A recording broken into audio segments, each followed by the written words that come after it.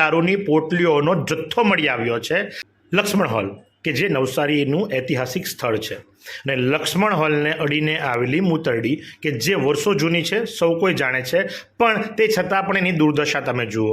લક્ષ્મણ હોલની પાસે આવેલી આ મૂતરડીની કોઈ દેખભાળ કરતું નથી, એનો રખરખાવ થતો નથી. કદાચ મહાનગરપાલિકાના કમિશનરને પણ નહીં ખબર હશે કે આ રીતે ત્યાં મૂતરડી છે અને એ મહાનગરપાલિકા દ્વારા જ સાચવવામાં આવે છે. અને એની દુર્દશા જુઓ, ત્યાં મૂત્રના ખાબોચિયા ભરાયા છે, મળ ટાઇલ્સ ઉપર દેખાય છે અને સૌથી મહત્ત્વની વાત કે દેશી દારૂની પોટલીઓનો જથ્થો મળી આવ્યો છે, જાણે કે ત્યાં કોઈ અડ્ડો ચાલતો હોય અથવા તો લોકોનું ફેવરિટ સ્પોટ હોય દારૂ પીવા માટેનું. અને આ છે ગાંધીનું ગુજરાત અને ટાઉન પોલીસ સ્ટેશન માત્ર 1 મિનિટ ચાલતા જઈએ ને એટલા અંતરે છે. તે છતાં પણ લક્ષ્મણ હોલની આ દુર્દશા અને એનામાં પણ ખાસ કરીને મૂતરડી અને મૂતરડીમાંથી પસાર થતા લોકો, આજુબાજુના દુકાનદાર લોકો ત્રાહિમામ પોકારી ઉઠ્યા છે, કારણ કે વારંવાર ઉપેક્ષા કરવામાં આવે છે.